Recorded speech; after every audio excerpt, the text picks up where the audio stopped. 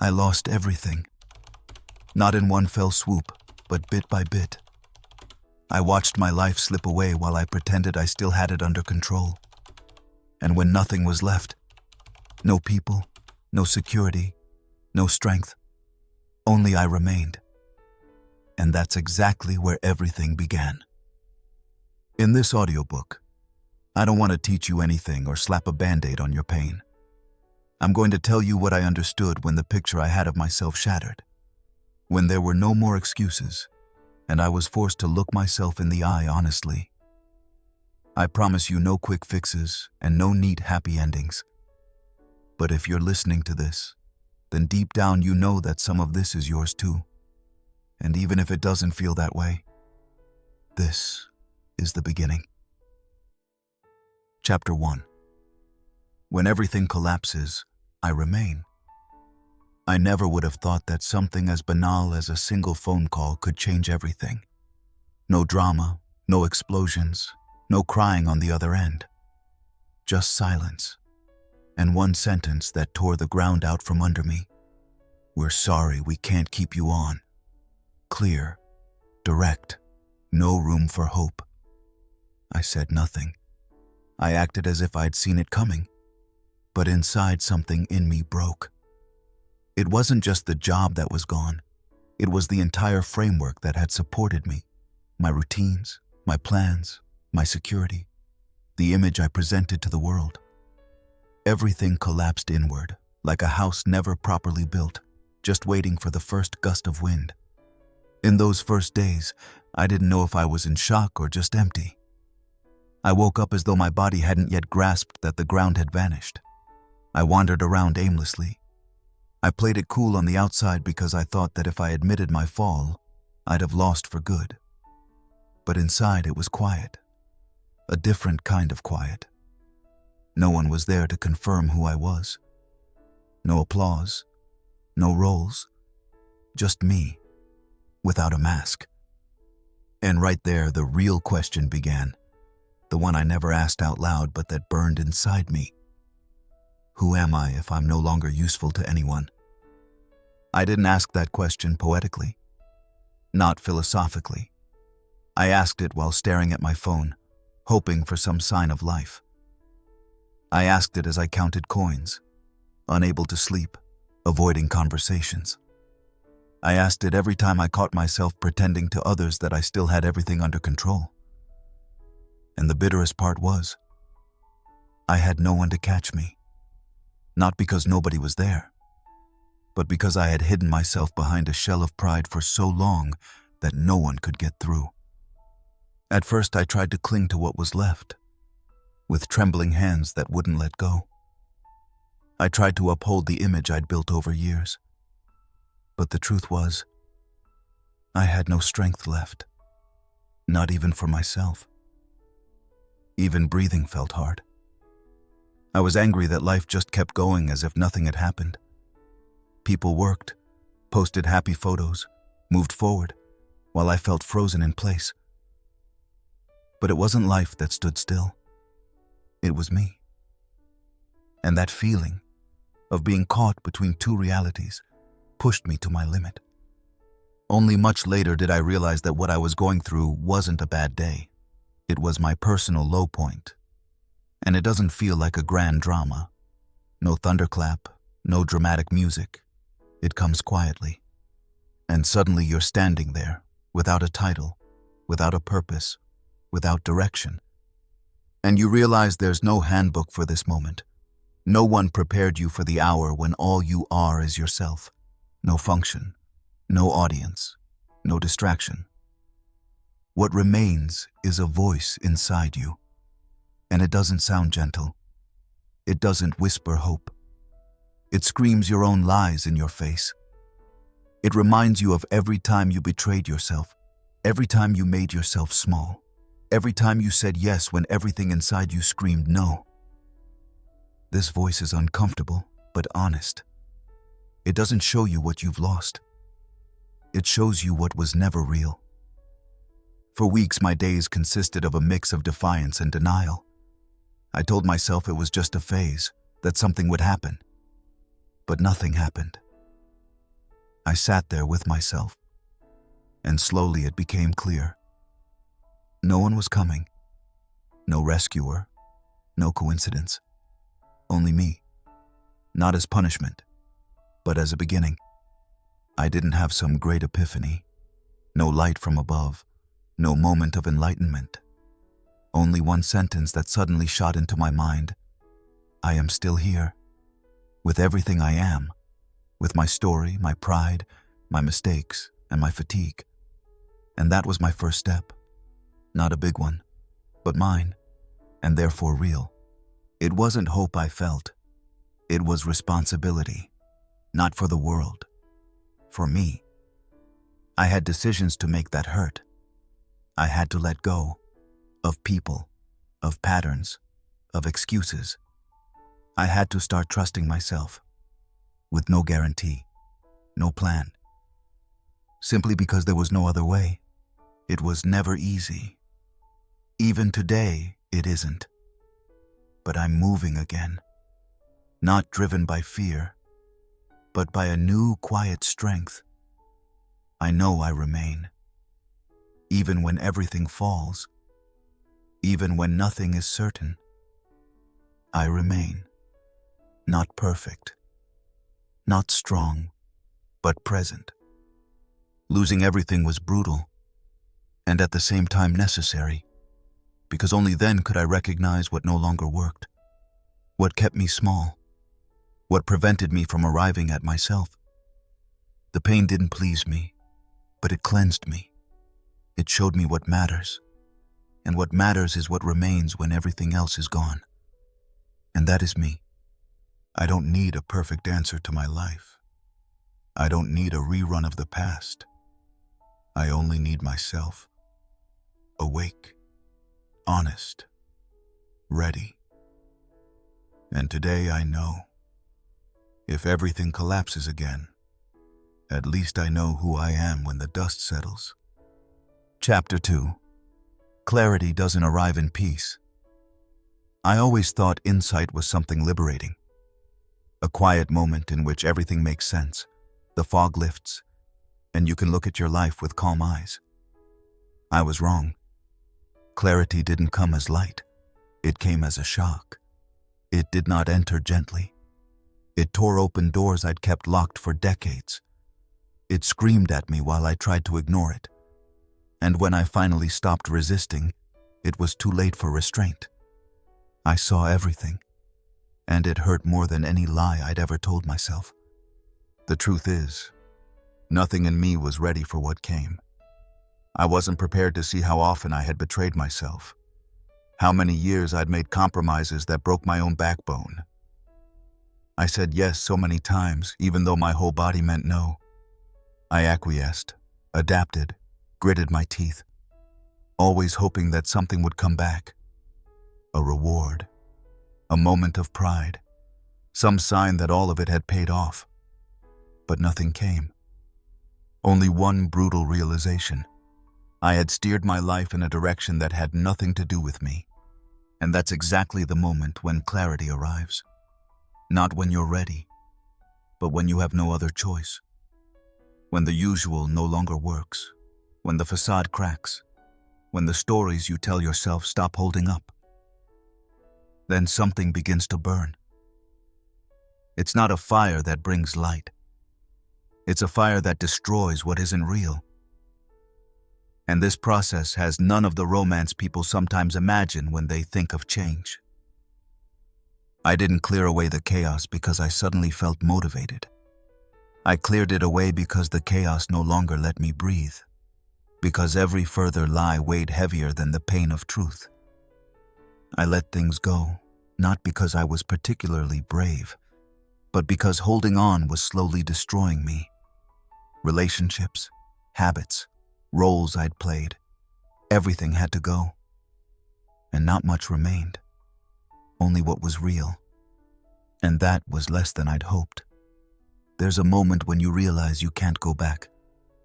Not out of pride, but because the old simply doesn't fit anymore.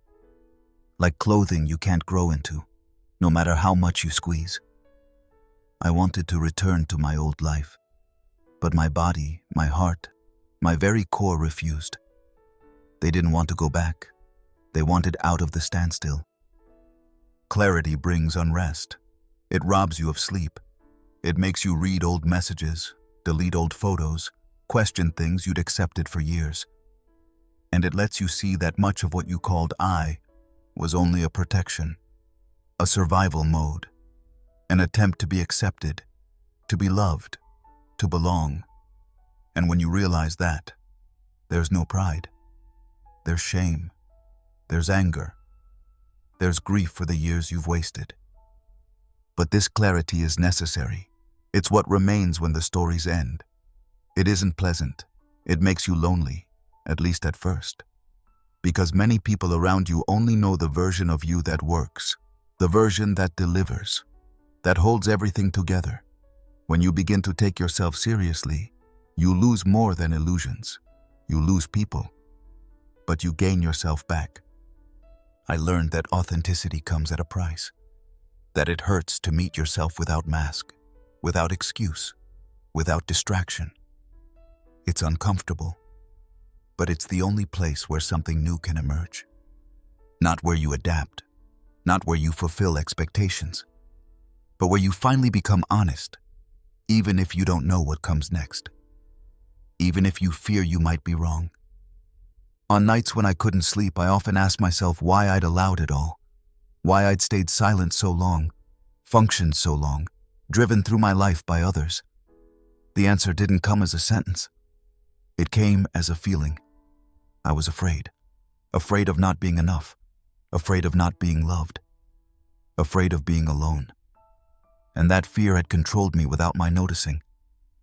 When I understood that, something opened up.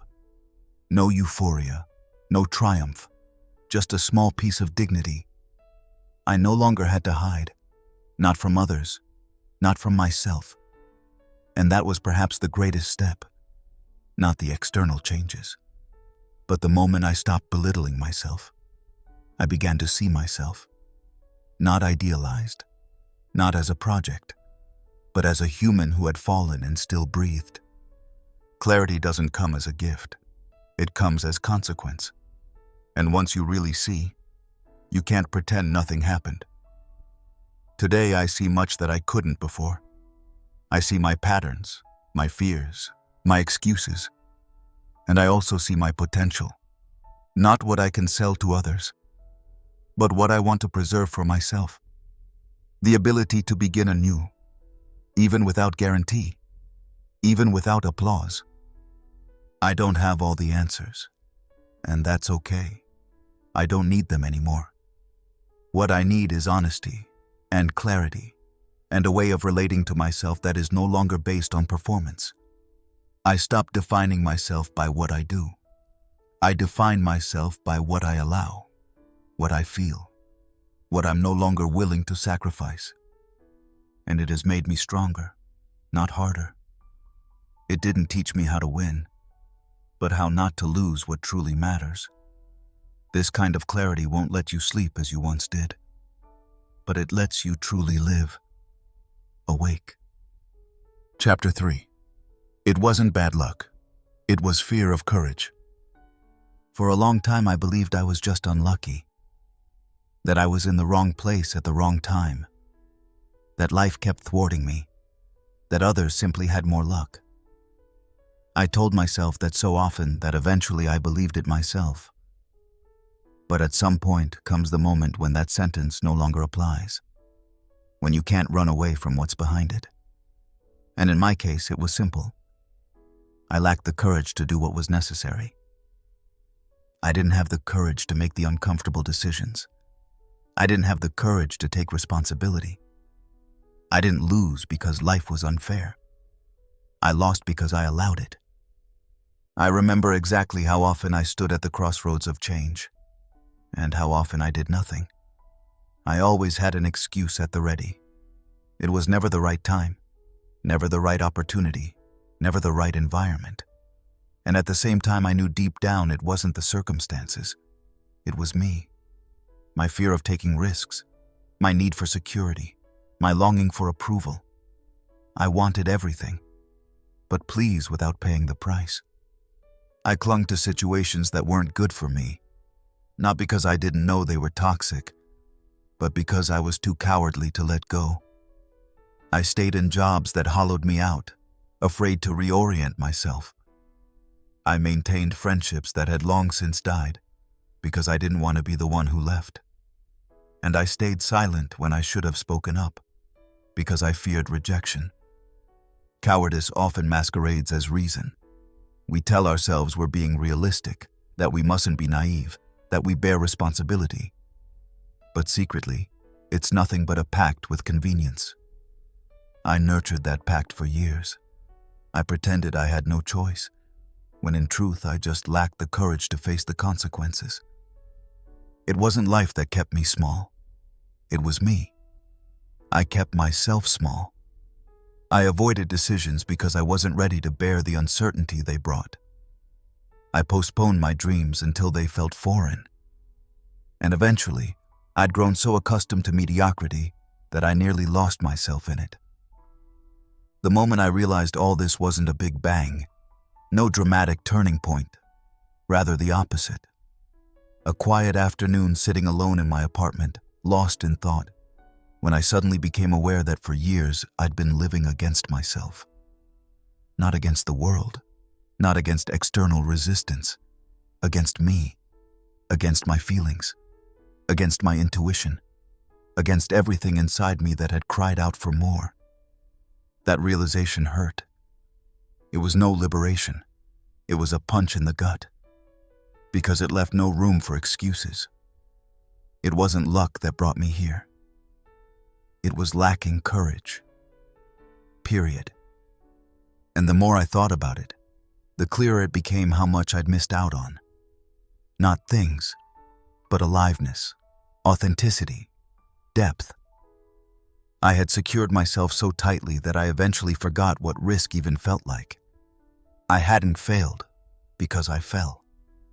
I had failed because I never truly jumped, because I preferred to stand in the shadows than expose myself to the light, with all its stares, all its pressure, and all its possibility of failure.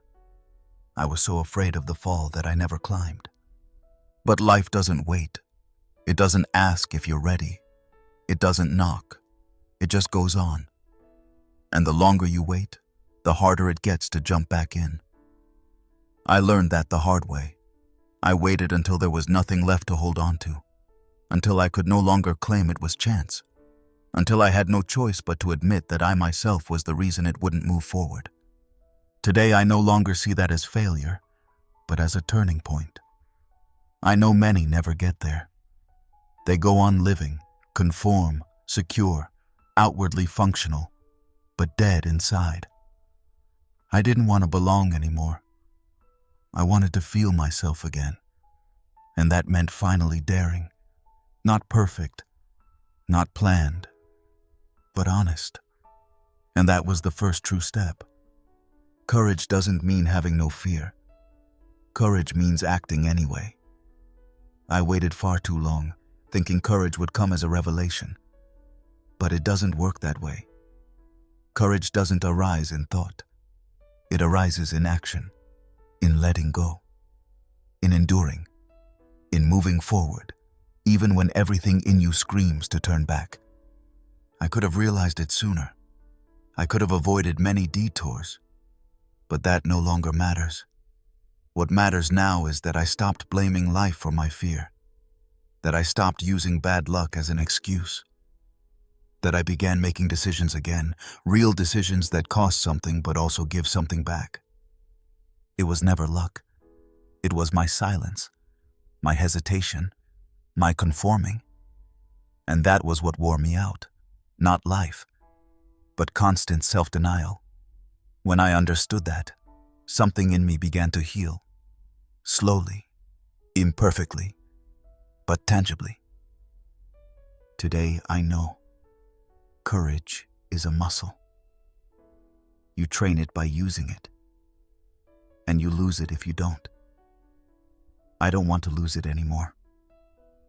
I don't want to sacrifice it just to meet others' expectations or to shield myself from the unknown. I want to live, not safely, but truly. And for that, I don't need more luck. I only need the courage to stop running from myself.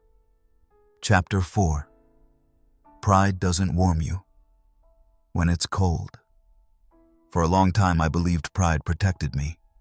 An invisible coat I wrapped around myself when things got rough, when someone hurt me, when I felt weak. Pride was my shield, my backbone, my silent, I don't need anyone. And it worked for a while. It made me appear strong, untouchable, controlled. But when it truly got cold, not outside but inside, I realized pride doesn't warm. It hides, it conceals, but it doesn't keep you warm. And it certainly doesn't keep you upright. I remember the evenings I sat alone at the table, my phone before me, silent. No messages, no calls. I could have texted. I could have called someone, just been honest. I'm feeling awful. I feel empty. I don't know what to do. But I didn't. I waited. For what? I still don't know. Maybe that someone would understand my silence. Maybe someone would see through the shell. But no one did. And that wasn't their fault.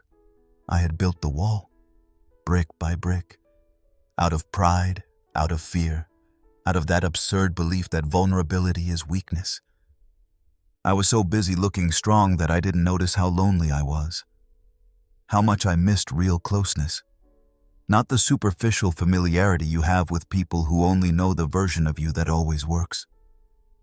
I craved closeness, but I let no one get close enough to reach me.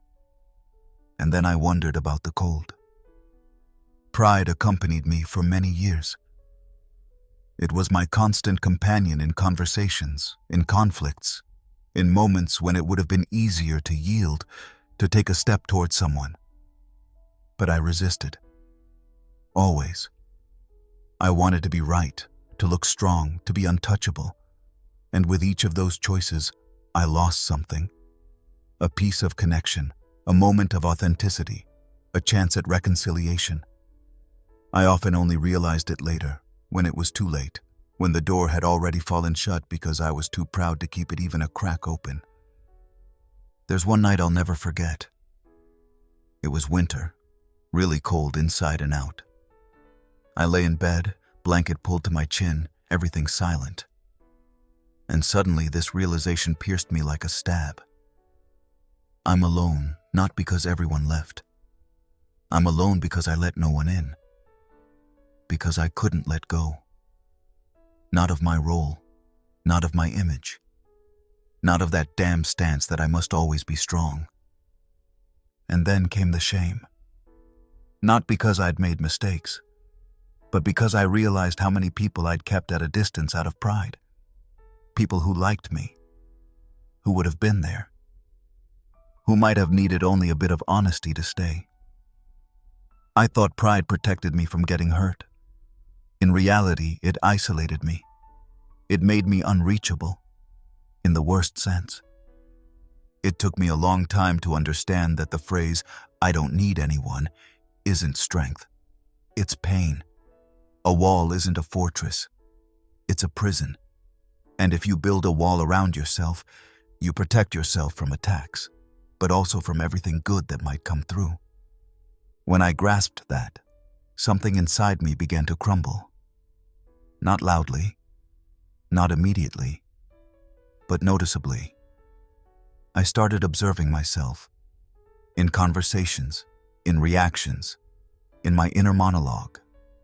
And I noticed how often pride intervened before I could say something real.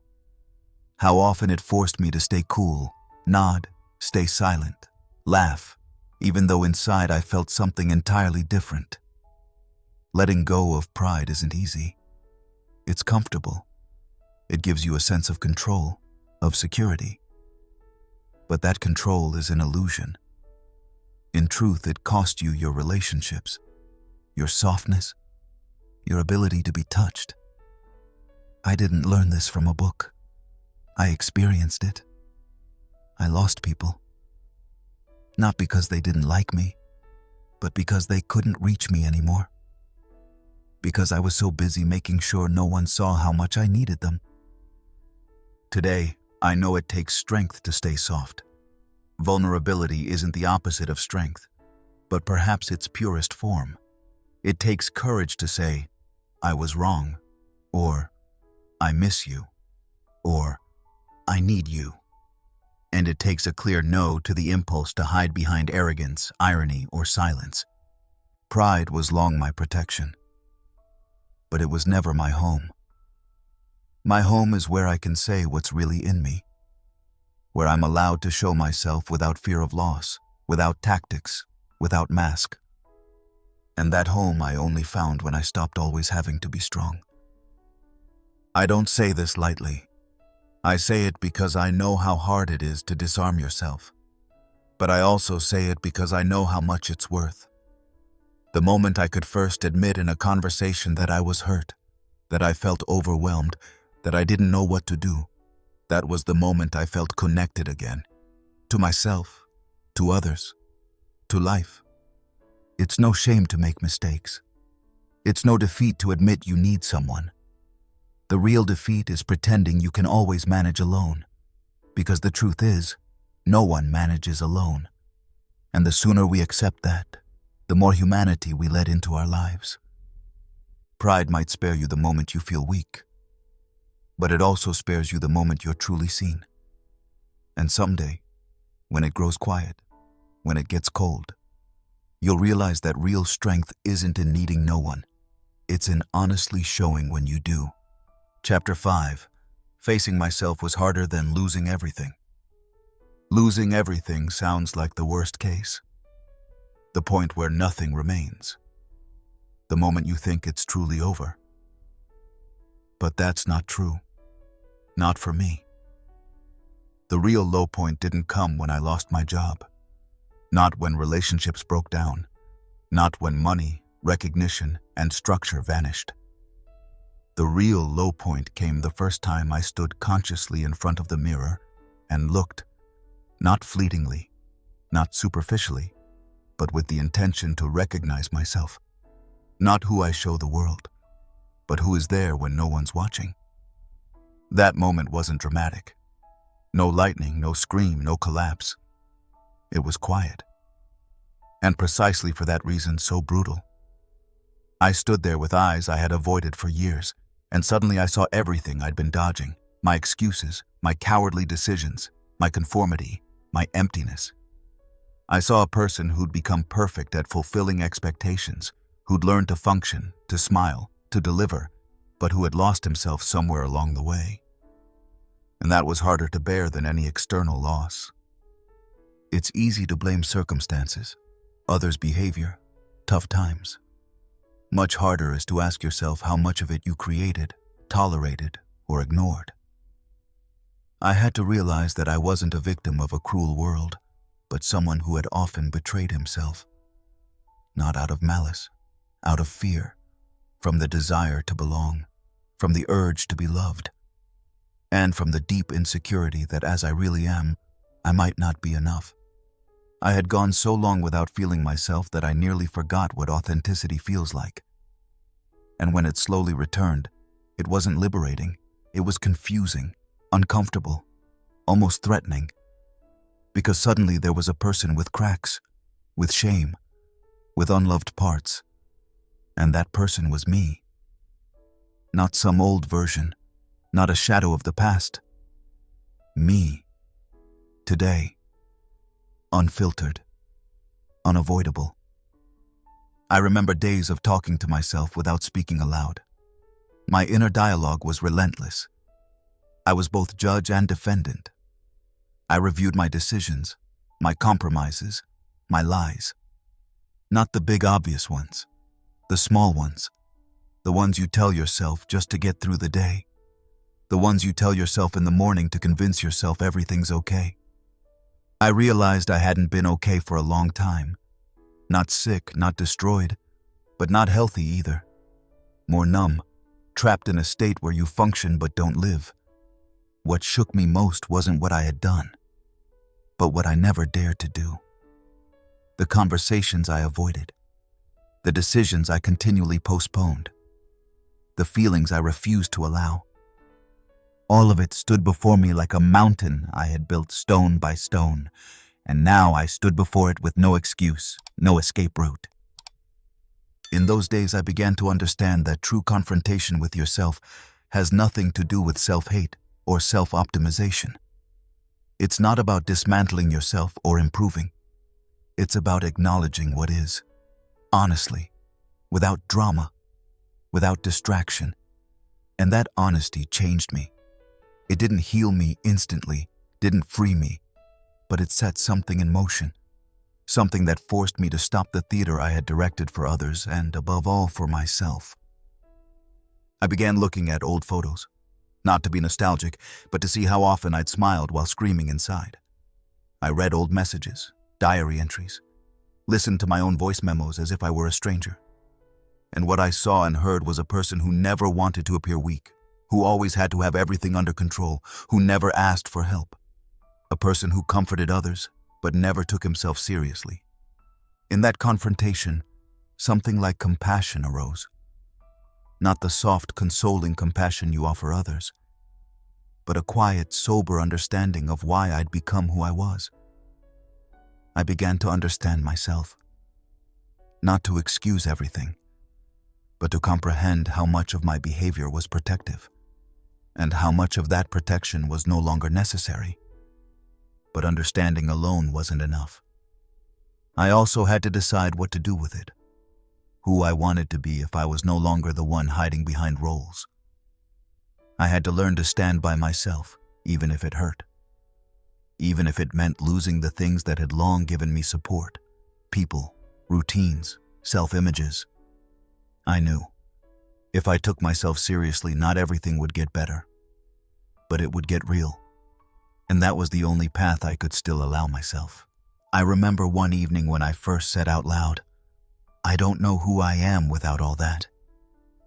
And although it felt like an admission of weakness at first, it was really a beginning. It was the first honest statement I had made to myself, without defense, without justification. From then on, I began to rediscover myself. Not with goals, not with plans. Simply by pausing, listening, staying present.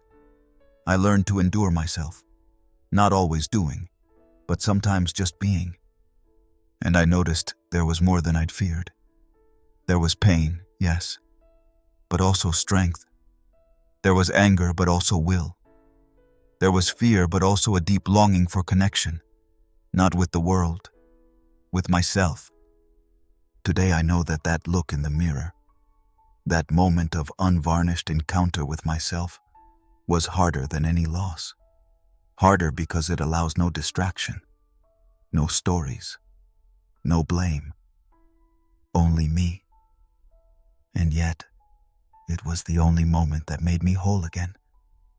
Not because it was pleasant, but because it was true. And with truth, one can live, even if it hurts. Chapter 6. I was not happy. I was only distracted. It took me a long time to understand the difference. I thought I was happy because I was busy, because I had plans, goals, a calendar full of appointments, messages begging for answers, people to laugh with, things to consume. I was always on the move, always on, never truly quiet, never truly empty. I thought that was life. I thought that was contentment, until everything fell away, and I was left alone with myself. And suddenly there was no happiness. Only the noise had stopped, and a silence that grew uncomfortably loud. I'd lost myself in things that filled me on the surface but left me hollow inside. I was addicted to motion, to activity, to the next little thrill. A new series, a new purchase, a meetup here, a scroll there, a playlist to fend off the silence, a project to ward off the feeling of meaninglessness. I worked as if my worth depended on how much I accomplished. I treated relationships like pastimes. I even scheduled my breaks so they wouldn't feel like standing still. But then, slowly, almost imperceptibly, I reached a moment in which I noticed I'd stopped feeling anything. I was functioning, but I wasn't feeling. I couldn't remember the last time I'd woken up genuinely looking forward to a day. Not because of tasks or expectations, but simply because it felt alive. That feeling was gone. Not vanished, but buried. Smothered by distraction, routine, a constant digital barrage. And I'd set it up that way, unconsciously, but deliberately.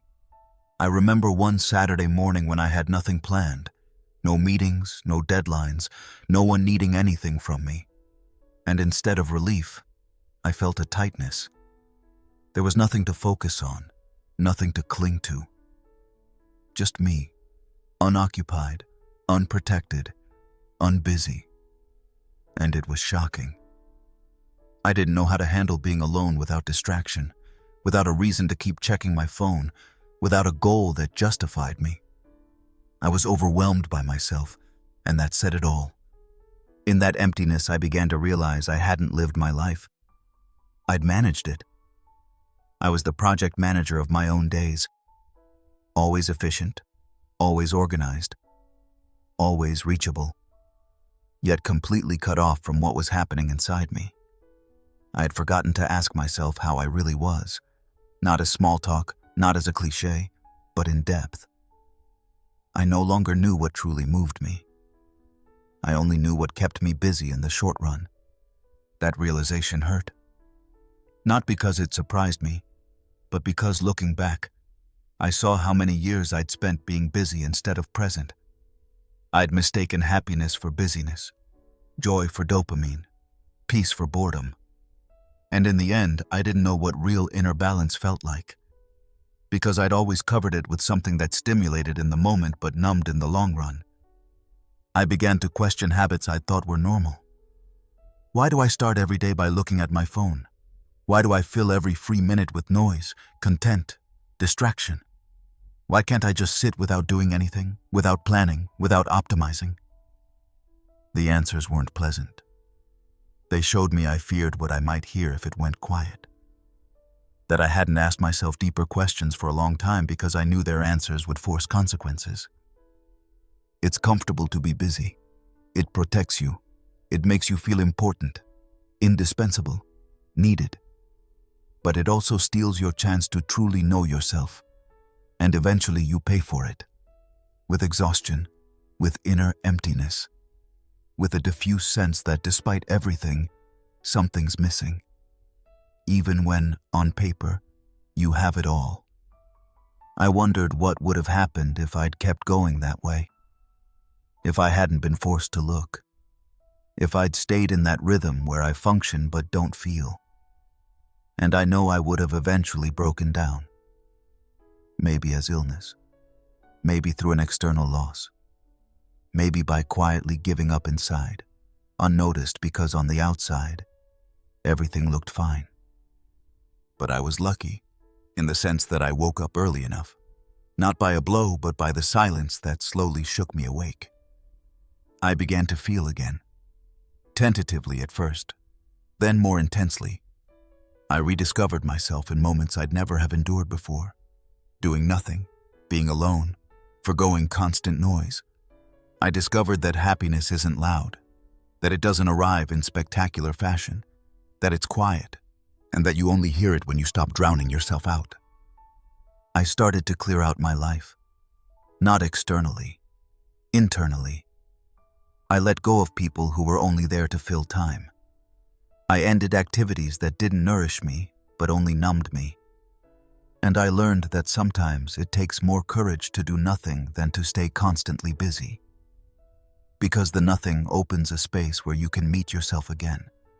Not as a function, not as a role, but as a human being. Today I know I wasn't happy for a long time. I was just distracted. I was good at forgetting myself as long as my calendar was full. I knew how to gloss over problems, how to decorate emptiness, how to avoid myself without anyone noticing. But I didn't know how to truly live, how to be present, how to pause without immediately running on. I'm still learning. It's a process, not a goal. but I'm awake. And that's enough to keep me from slipping back into a state where I do everything only to avoid feeling. I don't want to be distracted anymore. I want to be alive. And it starts the moment I stop keeping myself busy and begin listening again. Chapter 7. Failure was the most honest thing that ever happened to me. I've achieved many things in my life, but few have changed me as profoundly as what didn't work out. And I'm not talking about the small setbacks you accept as part of the game. I'm talking about real failure, the kind you can't sugarcoat, the kind where you stand before yourself and realize, I really messed this up.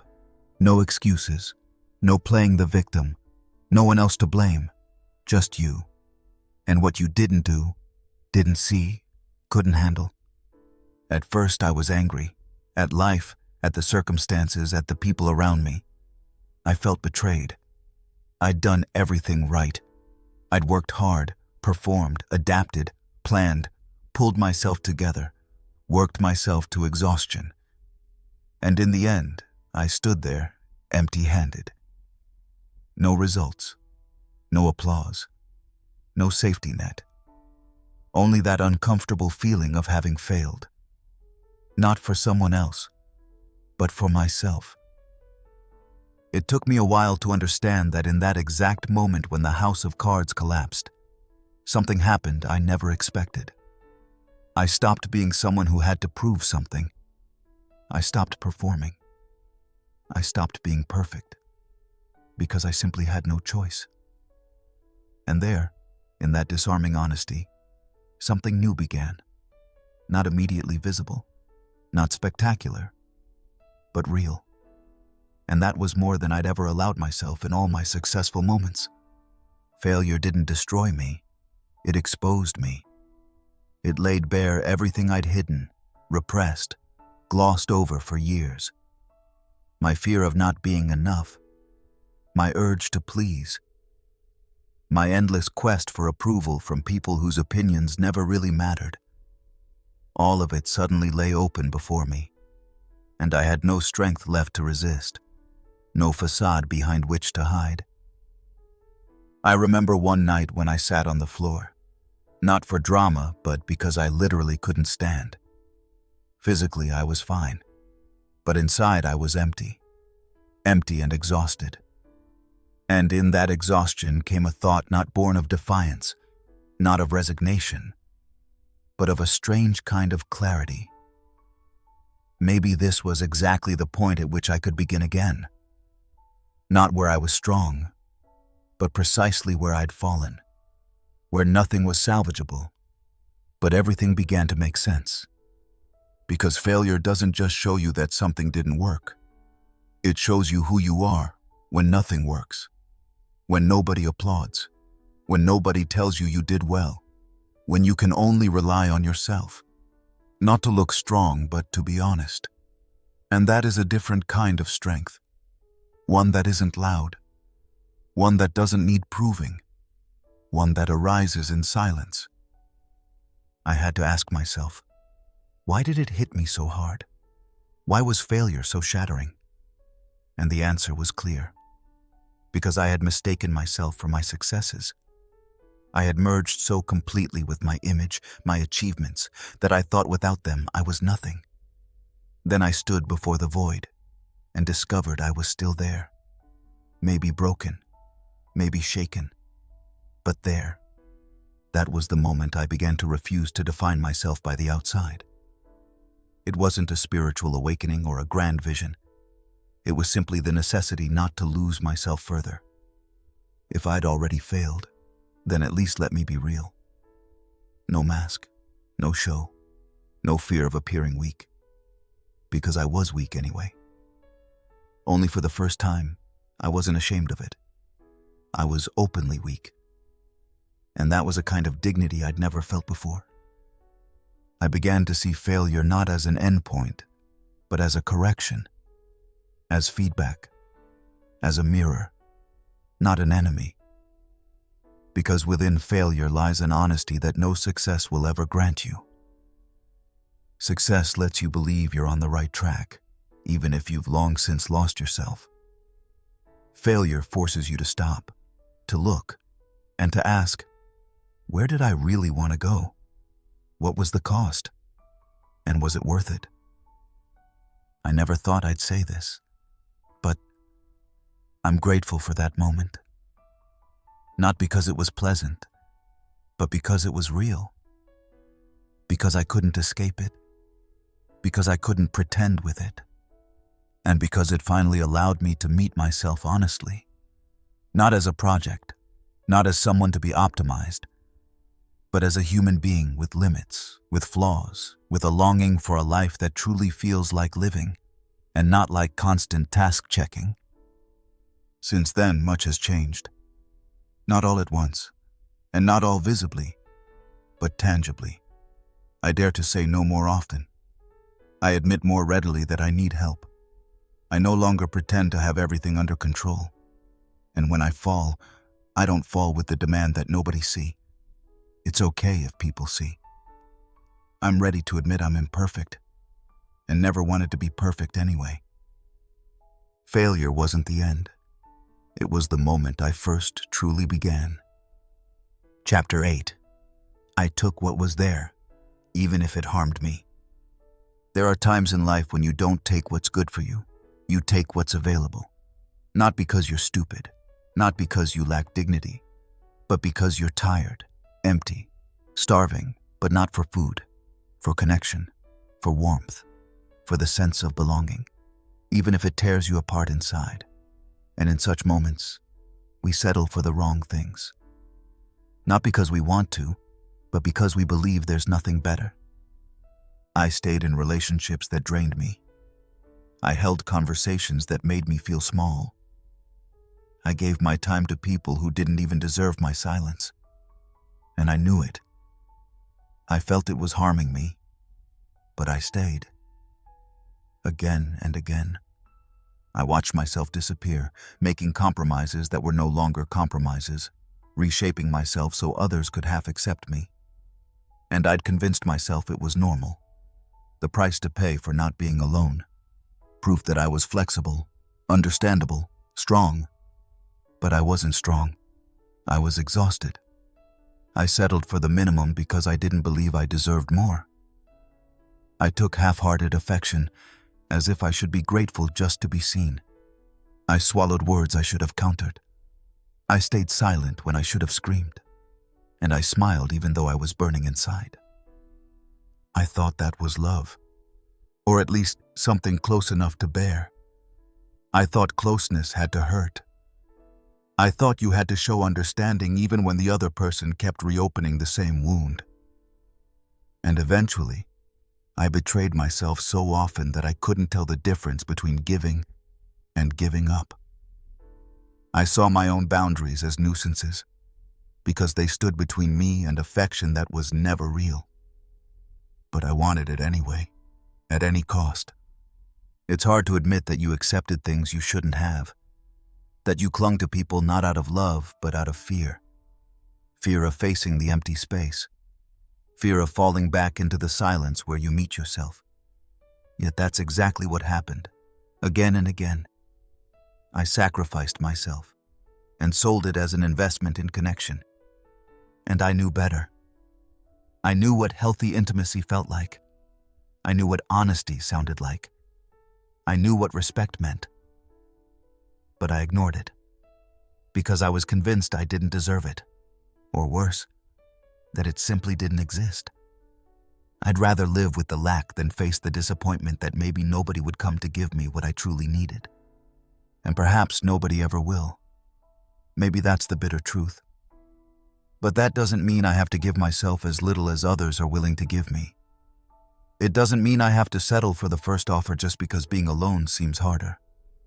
I've learned that emptiness can't be filled by others, but by me, by having the courage to endure what is, and not artificially fill it with something that takes more than it gives. I let people go, even though I loved them. Not because they were bad, but because I wasn't myself around them anymore. Because each time I tried to meet their expectations, I lost a piece of me. because I noticed I was only seen when I hid. And that's not connection. That's self-annihilation. I left situations I'd stayed in far too long, even when everything inside me screamed to go. I didn't do it with a dramatic bang. It was a gradual process.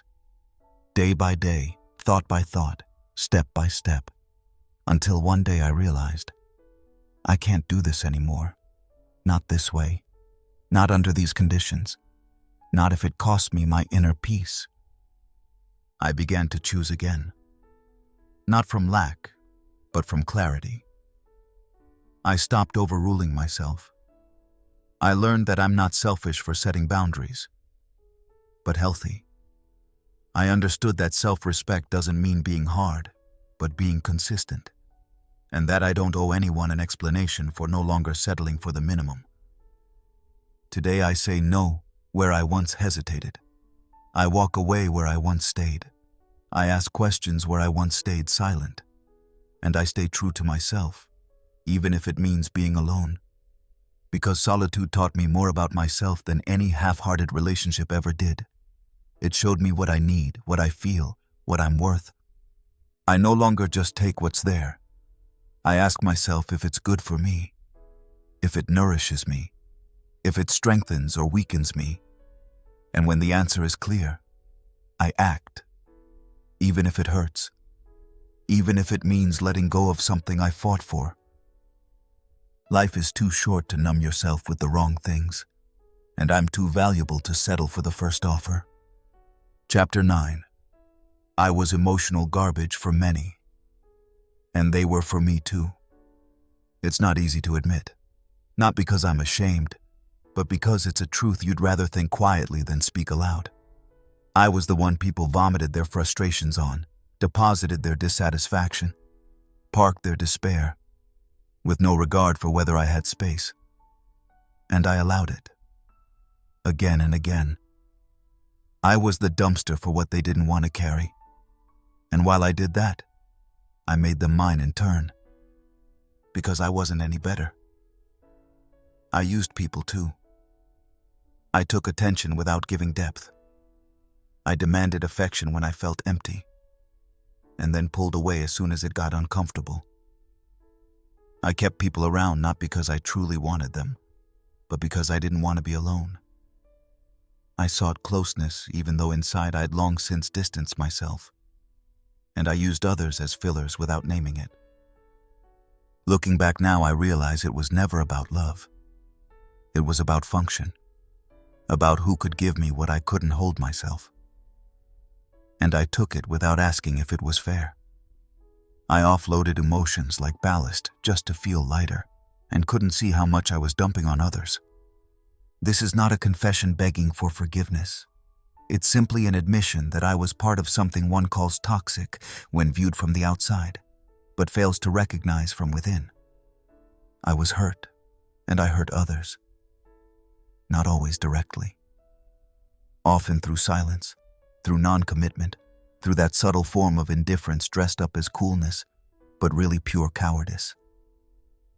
I used people so I wouldn't have to look. Their closeness shielded me from my own emptiness. Their words replaced my own voice. Their approval numbed my feeling of not measuring up. And at the same time, I judged their weaknesses, their dependencies, their contradictions, as if I hadn't been the same. There were moments when I knew I wasn't doing right, and I did it anyway. Not because I wanted to, but because I couldn't help it. Because I lacked clarity. Because I was in survival mode. Because I wouldn't hold myself, so I clung to any illusion of support. I remember conversations where I listened without being there. Hugs I returned even though I'd already mentally checked out. Messages I sent just to feel something. Anything. And I recall that dull feeling afterward, emptier than before, because I knew I had done justice to neither myself nor the other person. People often talk about being exploited, the disappointment, the pain when you realize you were only a safety valve or a last resort. But rarely do we speak of how often we ourselves have done the same. How often we kept people around because we lacked the courage to be honest. How often we maintained relationships long after they'd broken. Not out of love, but out of fear of the void they'd leave. I made mistakes. Not small ones, and not by accident. I accepted that others would be confused, disappointed, or hurt by me, and I rationalized it. I saw myself as a victim of circumstances, someone who bore too much to be responsible for others. But that wasn't true. I was responsible.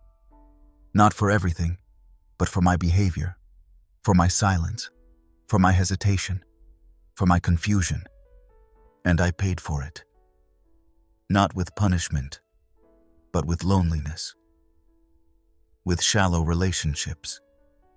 With bonds that never held because their foundation wasn't solid. I learned what it means to be dishonest, and then wondered why everything crumbled. Eventually, I began to clean up. Not just externally, but within. I looked back, not to torture myself, but to understand. And I realized that I can't give anyone anything until I stop betraying myself. That I can't expect depth if I remain superficial. That I can't demand honesty if I lack the courage to show up fully. It wasn't pleasant to see it all, but it was necessary. I had to learn to take responsibility for what I attract and for what I project. I had to stop idealizing or demonizing others. No one was purely a perpetrator. No one purely a victim, including me. Since then, I choose differently. I pay attention to whom I let into my life, and why. I watch how I speak, how I listen, how I leave, and how I stay. And if I notice myself beginning to take without giving, I pause. Not out of guilt, but out of respect, for myself and for the other. I was emotional garbage for many, and they were for me too. But I don't have to repeat that. I can do it differently. Today, here, now. Chapter 10. The urgent stole the important from me. I was always busy. Not because my life was so exciting, but because I'd organized it so I never had to ask myself how I really felt. My calendar was full. My mind even fuller. And even if there'd been a gap, I'd instantly filled it. With a task, a message, a call, a problem that seemed urgent.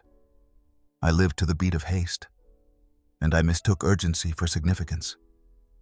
The one is loud, the other is quiet. I can't say exactly when it began. Maybe when I started believing my worth depended on what I checked off. Or when I saw that recognition comes faster if you're always reachable, always willing to jump in, always saying, "No problem, I've got this." I was everywhere but with myself. I was constantly busy, and yet at the end of the day, I often felt emptier than I'd felt at the start. I replied to messages in the middle of the night, scheduled meetings when my body was screaming otherwise, held conversations without really listening. I was physically present, but not present to myself. And one day I realized, I function, but I'm not living. I react, but I don't create. I lose myself in urgencies that distract me from what truly matters. Because the important is never loud. It doesn't demand attention. It waits. It's patient, but not infinitely so. And if you ignore it too often, it falls silent. I ignored it over and over. I neglected friendships because there was so much going on. I denied myself breaks because something urgent needed finishing. I cut conversations short, brushed aside thoughts, ignored feelings, because I didn't have time, or because I believed it simply wasn't the right moment. But that moment never came, because there was no space for it. I confused the urgent with the important. And before long, I lived from deadline to deadline, always sorting, answering, clarifying. I was the project manager of my own existence, and it felt productive, efficient, commendable. But deep down, I knew I was deceiving myself. Because what I really need, peace, depth, connection, clarity, doesn't happen between emails and to-do lists. It happens in the pauses, in the silence, in the space I never allowed. Once I sat alone in a cafe between appointments with 10 free minutes, and instead of enjoying them, I reflexively grabbed my phone, skimmed messages, checked my schedule, mindlessly scrolled some feed. And in that barely noticeable moment, I wondered, why can't I just be here? Without purpose, without reaction, without fear of missing out. And I had no answer. Only that vague sense that something inside me had already hardened. Urgency had crept into my life as a habit. It gave me structure. It kept me moving. And it protected me from myself. Because as long as I was busy, I didn't have to ask what truly fulfilled me, what really saddens me, what I lack. I'd learned that performance matters, and I'd forgotten what makes me feel alive. I began to wake up when my body rebelled. Not through illness, but through resistance. I slept poorly. I was irritable, forgetful, absent, even though I wanted to be everywhere. I forgot birthdays. I forgot to listen to myself. I forgot that there used to be things I didn't do to achieve anything, but simply because they felt good. And the more I thought about it, the clearer it became. The important had never left. I had simply ignored it. I started to slow down, not because I chose to, but because I had to. Because something in me refused to cooperate. Because I could no longer keep everything under control.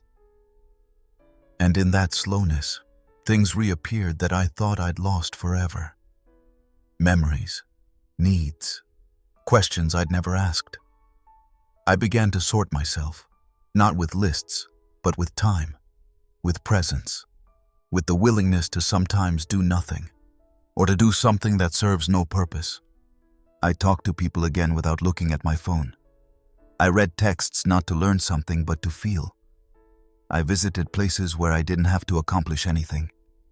And I discovered that it's precisely there that the important happens. Not what you can show off, but what remains when the calendar is empty. I stopped reacting immediately. I respond later, when I feel I truly want to. I say no when my body says no, even if my mind feels obliged. I've learned that not everything that appears urgent deserves my immediate attention, and that it doesn't help anyone if I constantly put myself last just to meet expectations, many of which I set myself. Perhaps the greatest lesson is the simplest. I'm not at everyone's beck and call.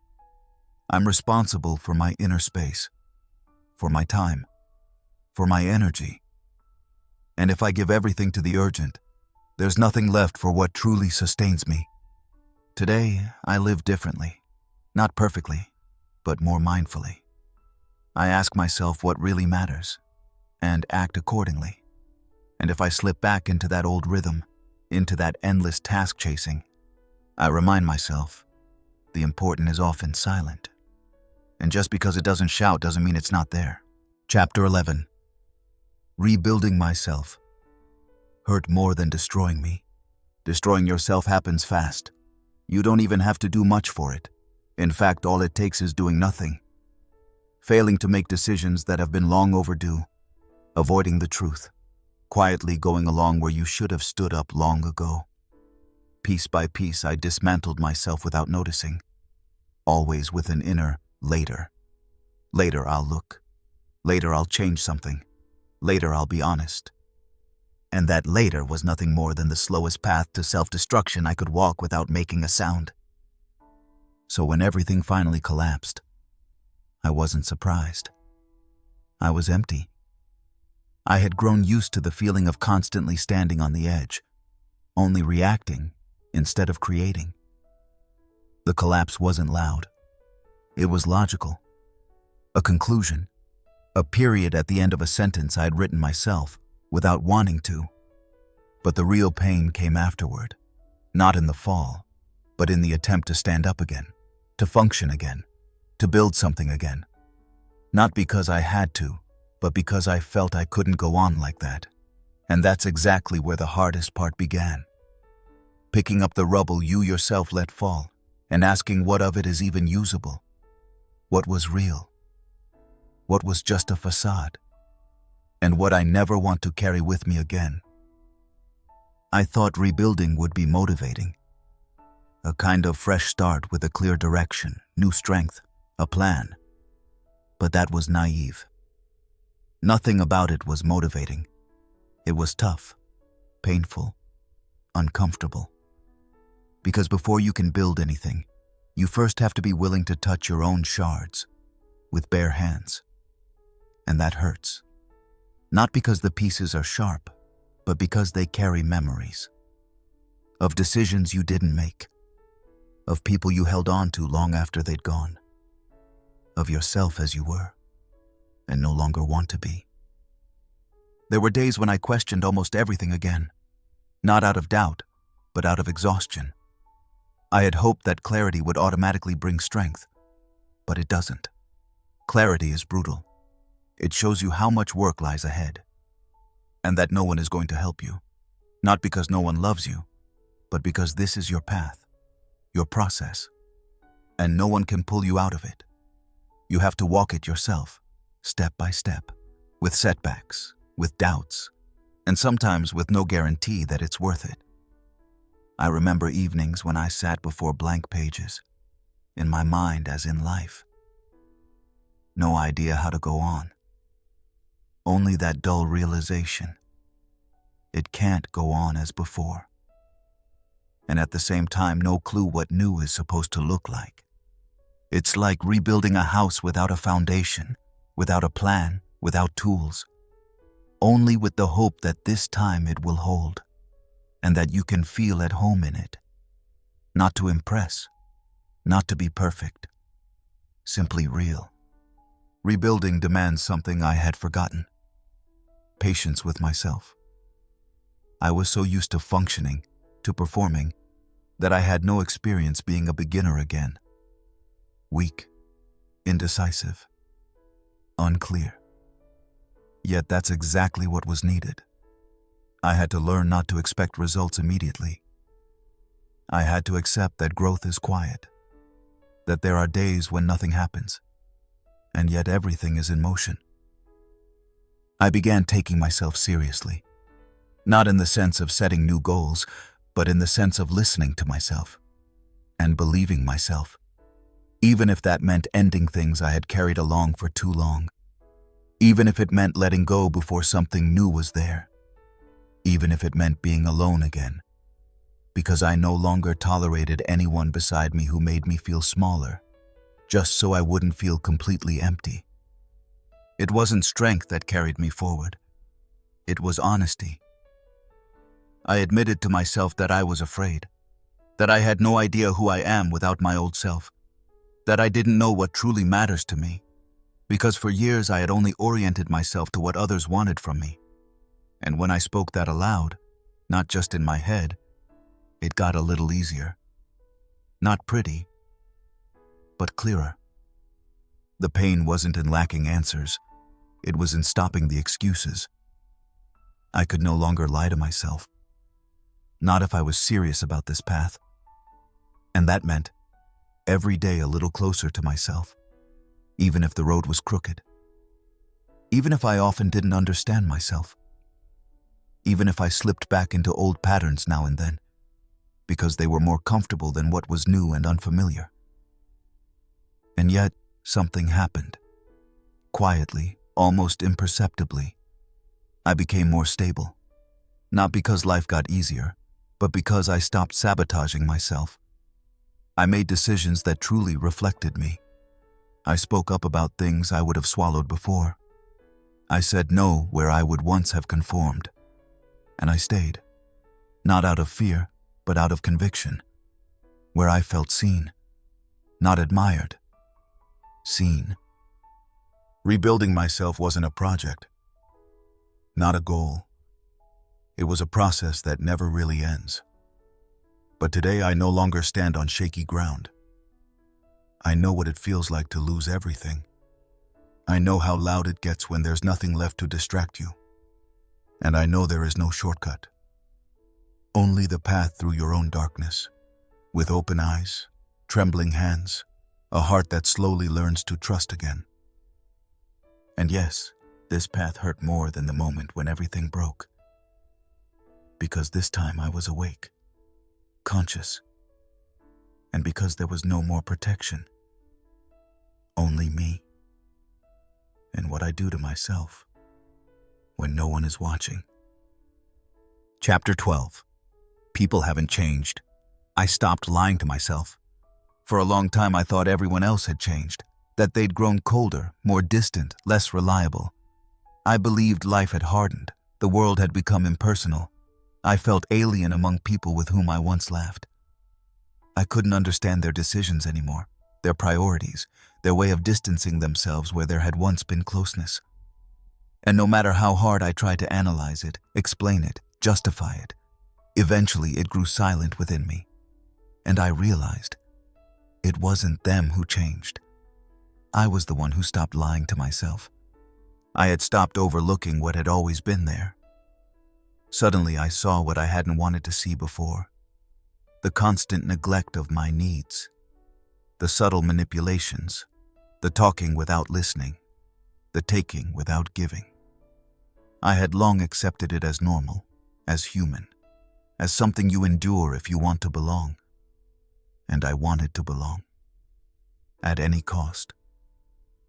So I looked away, fell silent, adapted. I played along because I told myself that closeness is more important than truth. But at some point it became unbearable. Not because people suddenly became cruel, but because I began to hear my own voice again. I could no longer stand pretending to keep the peace. I didn't want to laugh at things that hurt me inside.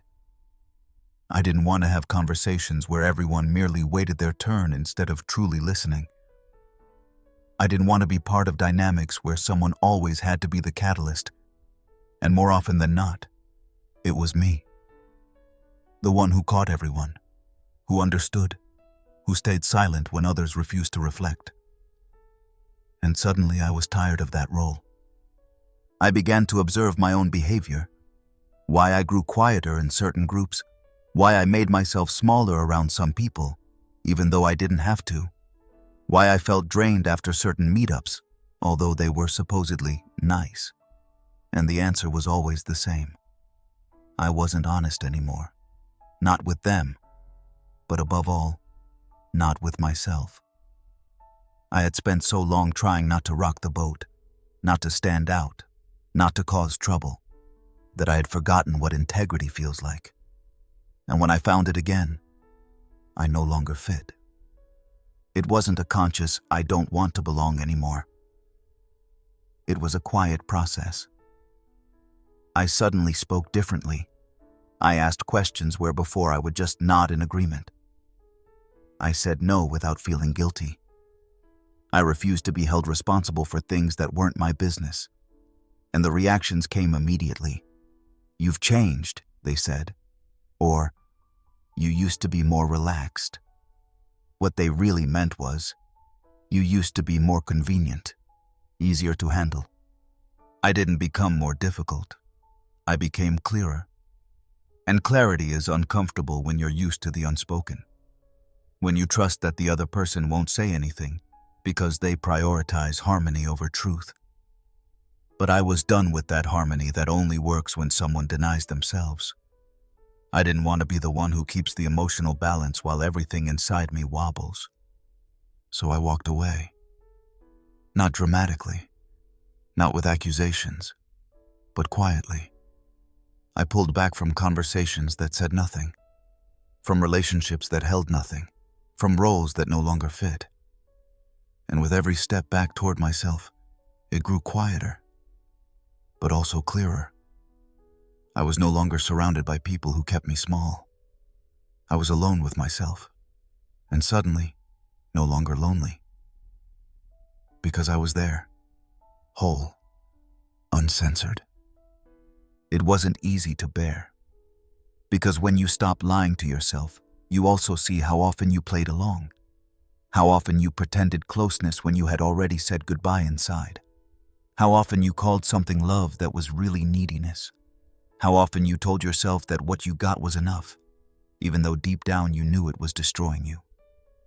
I had to admit that I was part of a game that was never honest, and I wasn't the victim of that game. I was a player. I wanted to belong, so I stayed silent. I wanted to be loved, so I conformed. I wanted no conflict, so I swallowed everything. And all that collapsed when I could no longer believe myself, when I felt that staying cost me more than leaving. Today, I'm no longer willing to bend myself just so someone stays. I'm no longer willing to ignore my own feelings just to keep the peace. I listen to my inner voice, even if it means making uncomfortable decisions, even if people turn away, even if it gets lonely sometimes. Because I've learned, the loneliness that comes from staying true to yourself is 1,000 times healthier than the company in which you lose yourself. I no longer want to fit in. I want to be authentic. Not perfect, but honest. And if that means I no longer fit into every circle, then I'd rather fit myself. Chapter 13. I didn't have to start over. I had to start genuinely. I often told myself I had to start from scratch, that I should leave everything behind, get rid of every influence, and begin completely anew. Clean slate, unburdened, like a blank page. It sounded radical, brave, almost heroic. Yet it was a lie, because nothing in me truly wanted to start over. I didn't want to forget. I didn't want to erase. I wanted to understand. I wanted, for the first time in my life, not a new beginning, but a real one. I had started over so many times before. New jobs, new projects, new cities, new relationships. Each time I thought a change of scenery would suffice. If the outside changes, the inside will follow. I brought myself along each time. The same fears, the same patterns, the same questions I had never sincerely faced. So every restart was just a repeat in a different coat of paint. It looked different, but it felt the same. Eventually, it became clear that I wasn't looking for a new life. I was looking for myself. The version of me I had buried for years under expectations, roles, and old imprints. A real beginning doesn't start on a Monday morning, not with a plan, not with a grand resolution. It often starts in silence. At the moment of clarity, when you can no longer dodge your own truth. For me, it came when I realized I didn't have to turn everything upside down again. I don't have to empty my apartment, swap out my social circle, rewrite my past. I only have to dare not to sugarcoat anything this time, not to play a part, not to sell something I myself wouldn't buy. I stopped thinking in categories of new and old. I didn't want another phase in which I try to become someone. I wanted to finally stop having to be someone. I asked myself what remains when I no longer have to perform, no longer have to please, when no one is watching. What emerged wasn't spectacular. It was raw, honest, unpolished. And for the first time, I felt there was something I could count on. Not perfect, but real. I had to accept that a real beginning requires not only courage, but also humility, because it brings you back to what you've ignored for too long. Your true needs, your real boundaries, your old anger, your childlike wonder. And you can't skip any of it.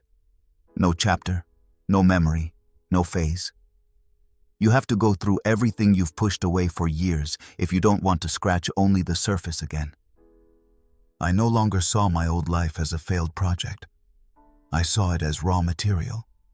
I saw the patterns that shaped me, not to condemn myself, but to unravel them.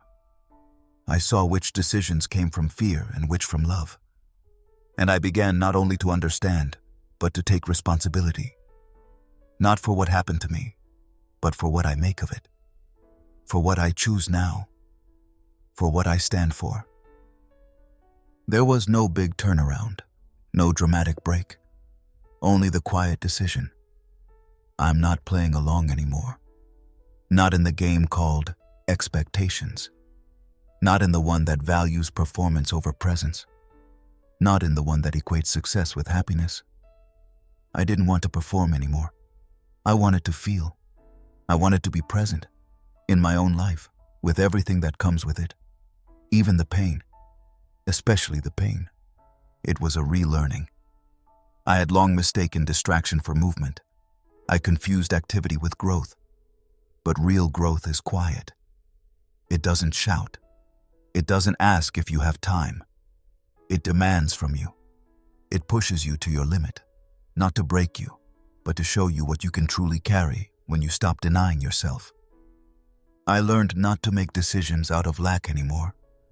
Not because I have to compensate for something, because I want to prove something, or to please someone, but from an inner knowing that can't be explained, but feels right. And that is a different foundation. One that doesn't collapse when the applause doesn't come. One that remains even when it's quiet outside. I didn't have to start from scratch. I had to start with myself. And that was much harder than redoing everything, because it meant standing up for myself, with all that I used to hide. My mistakes, my longings, my vulnerability. It meant stopping my escape into stories that sound good, but no longer ring true. And it meant crafting a life that isn't directed outward anymore, but carried from within. Today I know the first real step wasn't when I began something. It was when I ended something, the endless running away, from myself, my issues, the feeling that I'm never quite right. I didn't start over. I started honestly, and that was the only thing I truly needed. Chapter 14. Discipline saved me from myself. I used to think discipline was for people who don't understand fun, for soldiers, for perfectionists, for those who'd rather control than feel. I saw it as a rigid concept that restricts freedom, a tool you use to oppress yourself, not free yourself.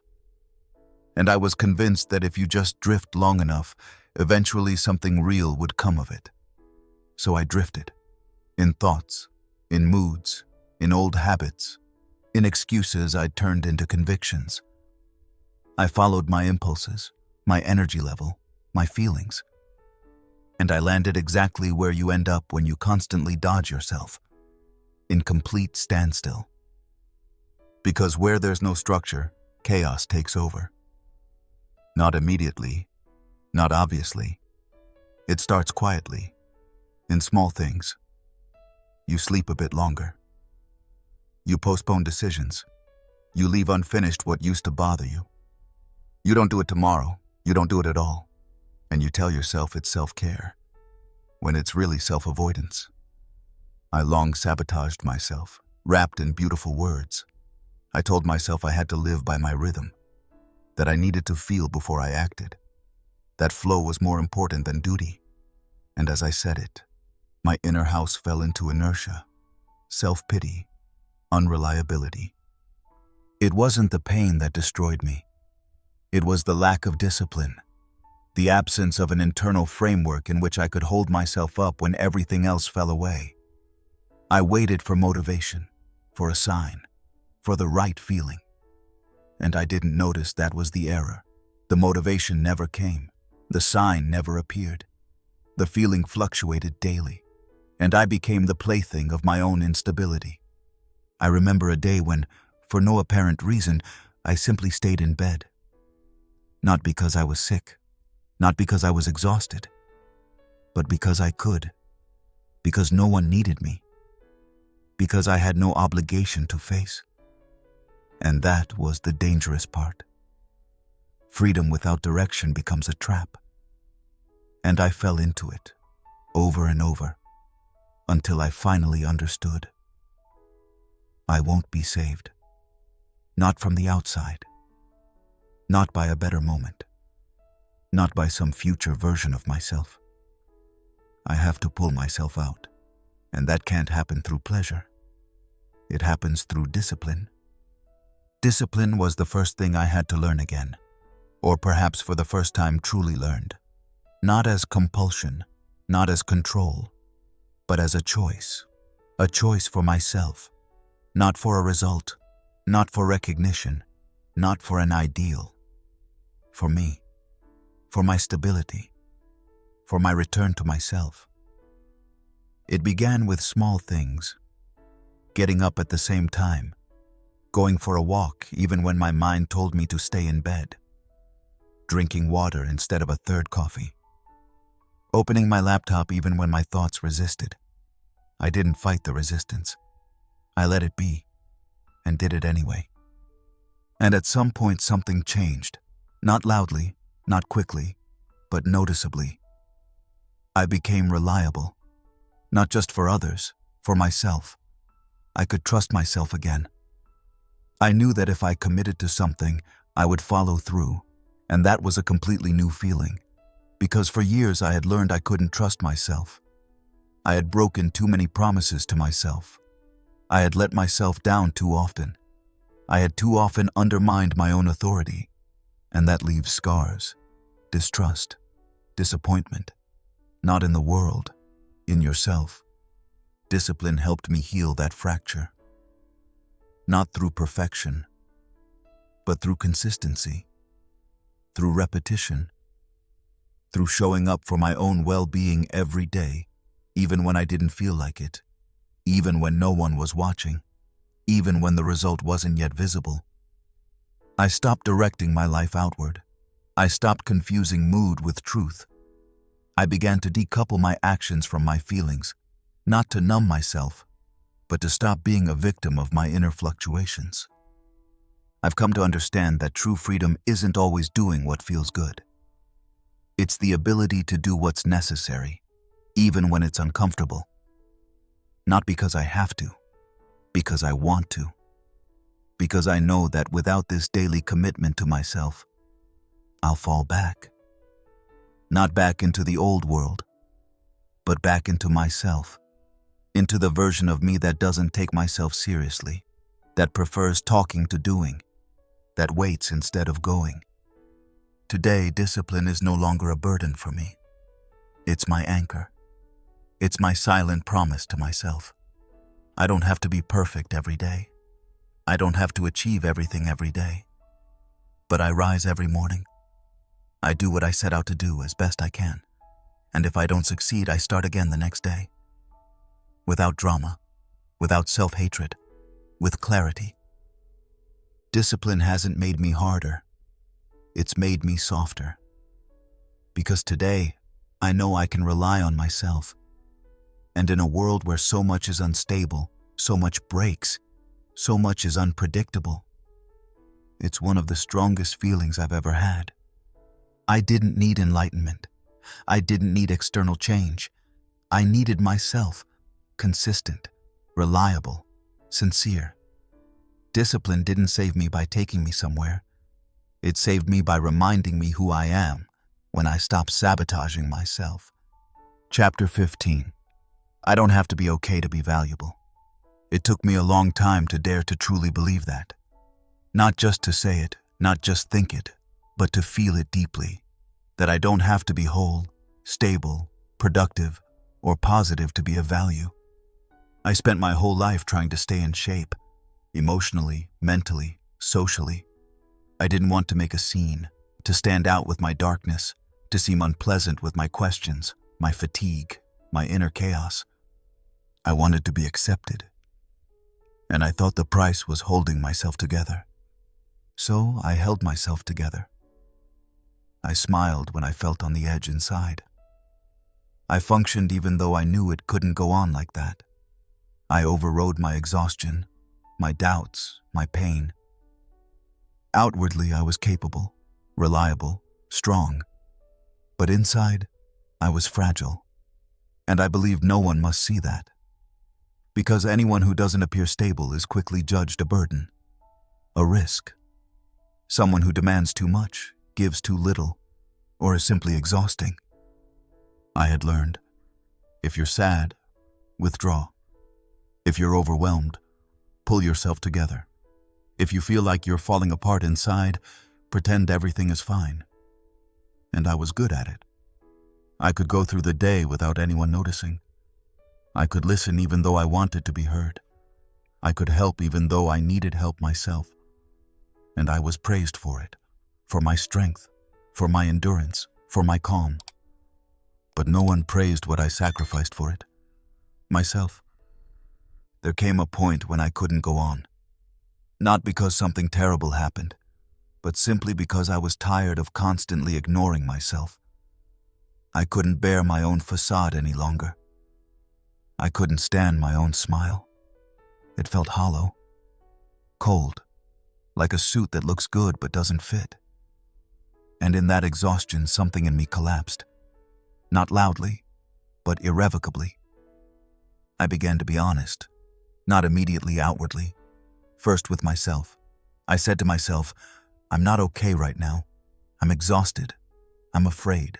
I'm sad, even if I can't name a specific reason. And I don't want to pretend any longer that I've got it together. It wasn't a breakdown. It was a waking up. A quiet but clear break with the illusion that I had to tidy up my life before showing myself. And from that moment on, many things changed. I learned to allow myself. Not to present myself, but to allow myself, with everything that's there. I began to speak even when my voice trembled. I said, not today, even knowing it would stand out. I stayed home when I had nothing left to give. I said how I felt, even if I couldn't offer a happy ending. And I noticed the world did not collapse. Some people did step back. Yes, but some drew closer. Not to my mask. To me. I realized how many relationships I'd been in where I mostly functioned, where I had to be okay for the dynamic to hold. I was the strong one, the smart one, the funny one, the reliable one. Never the one who didn't know anything, didn't want to say anything, couldn't perform. And when I first revealed myself, fragile, raw, unclear, I was convinced everything would fall apart. But the opposite happened. For the first time, I felt held not just because of my strength, but despite my weakness. It wasn't easy to see myself that way. I was so used to defining myself by my performance that it felt almost like losing control to simply not be enough. I thought if I didn't shine, I'd lose my value. But in truth, it was the other way around. The more honest I became, the more I felt that my worth was never conditional, except by myself. Today, I'm not always strong, not always stable, not always full of clarity. There are days when I doubt, days when I'm sad, angry, empty, and that's okay. I don't have to be in top form to belong. I don't have to function to matter. I'm allowed to just be, with everything that is there, even what doesn't shine. I've stopped apologizing for my feelings. I don't have to prove to anyone that I can handle it anyway. I'm allowed to show how things are right now, without a punchline, without closure, without a solution. Sometimes it's enough to say, I'm here, as I am, and that has to suffice. Because this is what I long didn't understand. My worth doesn't lie in how well I keep it together, but in how honest I am with myself, in how much I dare to show my humanity instead of suppressing it. I am enough, even when I'm not okay, and this realization has changed me more than any goal I've ever achieved. Chapter 16. Some doors closed because I wasn't meant to go back. There are things I tried to hold on to, even when they no longer fit me. Places I didn't want to leave, though they no longer supported me. People I clung to, not out of love, but out of memory. And doors that closed without my understanding, without warning, without explanation, just shut. And I stood before them, knocked, waited, doubted. I asked myself what I had done wrong, whether I hadn't given enough, whether I was too late or simply not enough. But today I know. Some doors close not because you lose, but because you finally have to move on. I was afraid to move on. Not because the path was unclear, it always was, but because the familiar, as constricting as it had become, provided a kind of security, even when it squeezed me from the inside, even when I no longer felt at ease. I clung to what I knew. I told myself it would just go back to how it was before. I idealized moments that were never fully real. I wove shards into stories in which everything made sense. And I lost myself between what was and what I wished for. I tried to force doors open, with arguments, with regret, with false hope. I wanted to go back. I wanted to explain, to save, to be saved. I thought that if I just reflected enough, fought enough, showed enough understanding, everything would open again. But doors that are truly closed won't budge for reason. And at some point, it became quiet. Not because I gave up, but because I understood. I was no longer meant to enter. That realization didn't come all at once. It came in stages, in small moments of pain, of emptiness, of anger, and then, eventually, in acceptance. Not resigned, but clear. The kind that says, it was good while it held, but it doesn't hold anymore, and you're not here to live in closed rooms. I looked back and saw that many doors that closed were actually protecting me from myself, from the part of me that made myself small in order to stay, from the version of me that forgot who I was to fit a story that had grown too tight. Some doors could have stayed open, but I would have perished inside them. I would have compromised again, against my instincts. I would have said yes again where I felt no. And for exactly that reason, it was good that I did not return. It's a strange feeling, not being welcome in a place where you lost yourself. Not because you behaved badly, but because you changed. Because you no longer fit. Because you grew. And growth bursts old frames, not out of arrogance, out of necessity. And sometimes the closed door is the only way not to betray yourself again. I had to learn to see farewells no longer as defeats, but as corrections, as signposts. Not everything you lose was meant for you. Not everything that ends should have continued. And not every return brings healing. Sometimes the true healing is in leaving. I stopped reaching for old patterns. I stopped searching in places where I'd never found myself before. I grew tired of explaining myself where I was never truly heard. I have no strength left to bend myself just to fit somewhere where I don't recognize myself. And I don't have to. Now I sense more quickly when a door is closed, not only outwardly but energetically. I notice when conversations have lost their depth, when bonds feel like contracts of obligation, when I'm trying more than living, and I leave, not out of defiance, not to flee, but out of clarity, because I have understood. The person I want to become cannot exist in rooms built on the old version of me. I don't need a second chance at things that keep me small. I don't need to return to people with whom I had to constantly prove myself. I don't need doors that only open if I contort myself. I need spaces that let me breathe, relationships in which silence isn't dangerous, places where I don't have to perform to stay. And I won't find any of that while I'm always trying to go back. I find it when I move forward, with open eyes, even if the path is unknown. Some doors closed because I was never meant to go back, not because I learned nothing there, but because I learned everything I needed to learn. And now it's my turn to make something of it, not by looking back, by moving forward. Chapter 17. The Voice I Ignored. Most was my own. There were always voices around me.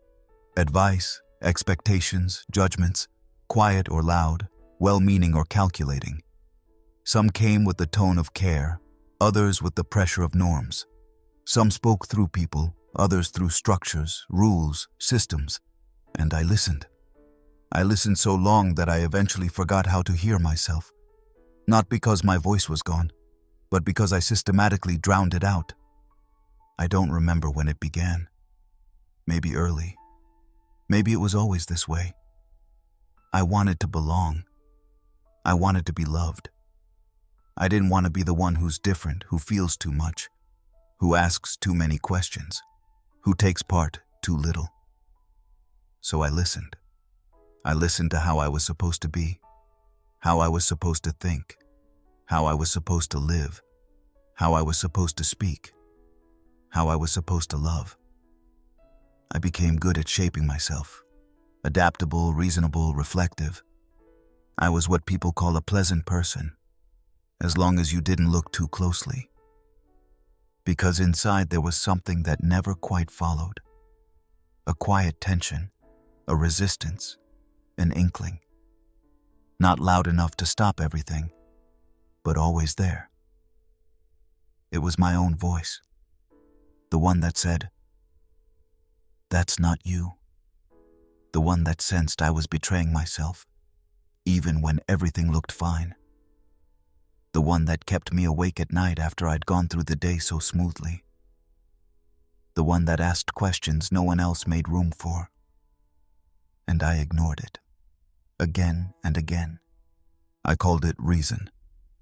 I called it realism. I called it maturity. But in truth, it was fear. Fear of what would happen if I really listened to myself. If I decided how to live, not how one lives. If I stopped justifying and began witnessing.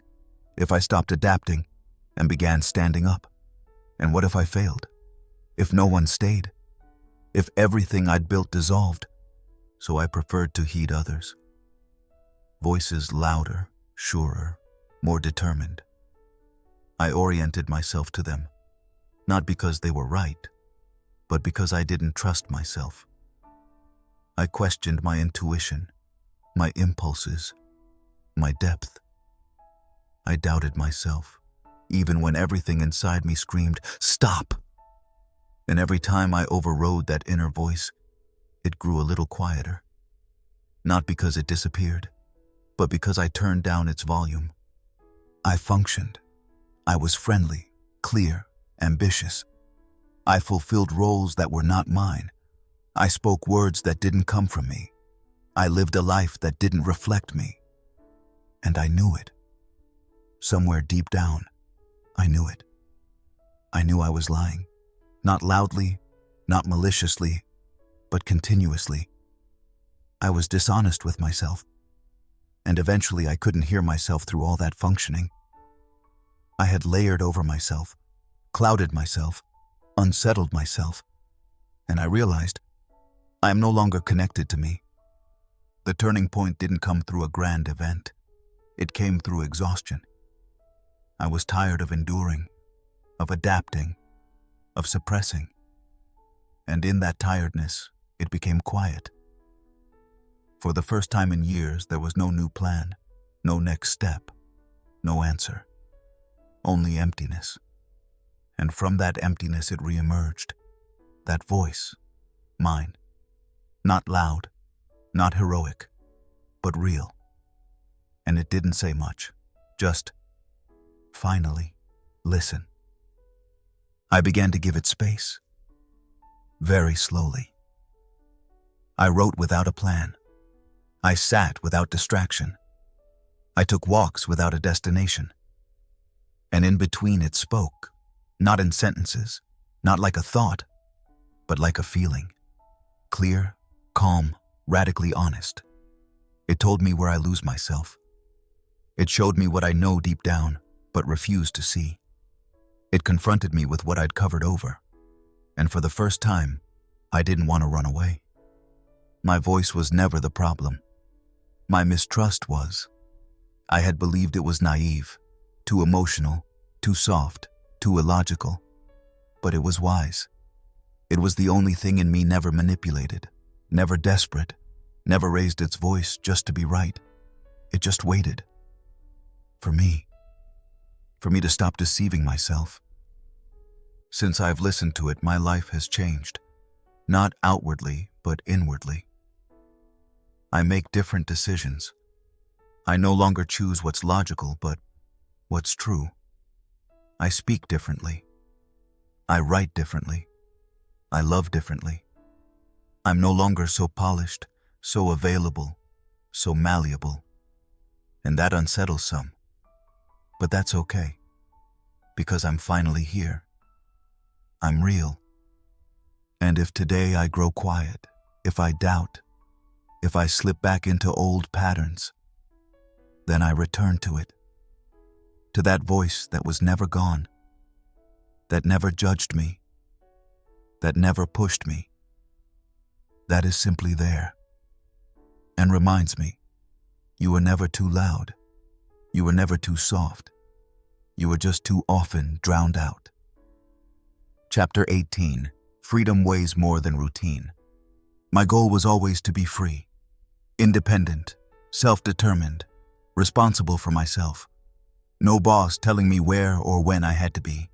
No alarm clock yanking me from sleep for a life that wasn't mine. No systems that categorize, evaluate, shape me. I wanted space. I wanted power to decide. I wanted freedom. And one day, I had it. Suddenly, no one was there to tell me what to do. No structure, no obligation, no control. I could decide anew every day. I was out there. And it was frighteningly quiet. Because nobody told me that freedom isn't easy, that it doesn't liberate if you're not ready inside, that it doesn't automatically fulfill you, but first confronts you with yourself, with your emptiness, with your responsibility. I sat there, with all that time, all that choice, all that autonomy, and I felt not bigger, but smaller. Not more powerful, but more lost. Freedom wasn't a feeling of flying. It was a feeling of falling without a net. Routine had been my framework. It held me, without my noticing. The same rituals, the predictable life, the clear boundaries, all of that was not only limitation, it was also security. And when it fell away, I realized how little I trusted myself. I didn't know how to fill my days if no one laid them out. I didn't know how to set priorities if no one defined what mattered. I didn't know who I was if I didn't react, but decide. Freedom isn't a romantic state. It's brutally honest. It shows you how dependent you were on outside structures to avoid feeling yourself. It shows you how often you hid behind appointments, to-dos, roles, because that was easier than really looking. It leaves you no excuse. You can't complain anymore. You can't blame anyone. It's you, only you, and what you make of it. I began to feel the weight of this freedom. It wasn't a burden from the outside. It was the burden of taking myself seriously. I couldn't say anymore that I had no time. I couldn't say that the system left me no space. I had space, and I had time, and I had to learn how to deal with it. Not by stuffing myself with tasks again, but by taking responsibility for who I am, when no one's guiding me. I had to find out what I really want, not just for a moment, but permanently. What truly matters to me when no one applauds, what fulfills me when I stop comparing. I had to build new routines, not out of compulsion, but out of care. I had to develop discipline, not as control, but as a choice for myself. And that was much harder than simply slipping back into old routines, because routine provides structure, but freedom demands clarity, and clarity is uncomfortable when you've adapted too long. When you learn to get by instead of to create. When you always waited for someone to say, now you may, now you can, now it's okay. Freedom asks no permission. It puts you before the choice, every day, and it stays there, whether you use it or not. I learned that freedom doesn't mean that everything is possible. It means that you must choose what you truly want. And with every choice, another possibility dies. And that weighs heavily. It weighs more than I thought. Because there's no guarantee. There's no safety. Only you. And the decision whether you trust yourself. I failed often in this freedom. I lost myself in distraction, in procrastination, in daydreams. I numbed myself, not with substances, but with options. I pretended I was planning, but I was fleeing the reality that I had to act, that I had to begin, that I had to become visible. And that was the greatest fear, to be visible, without a mask, without protection, without routine as camouflage. But the more I stayed in that uncertainty, in that expanse, in that radical self-responsibility, the more something grew in me that I hadn't known before. A trust, not loud, not euphoric, but quiet, stable. I began to lead myself, not strictly, not perfectly, but clearly. I set boundaries, not to restrict, but to hold myself. I built rituals, not to control, but to nourish myself. And slowly that freedom stopped feeling like overload and became possibility. Today I know routine is not the enemy of freedom. It is its tool. But it mustn't arise from fear, not from the desire to vanish again into rhythms that relieve you, but also disenfranchise you. The only routine I want now is one that brings me back to me, that makes me not smaller, but clearer, and that helps me carry freedom instead of running from it.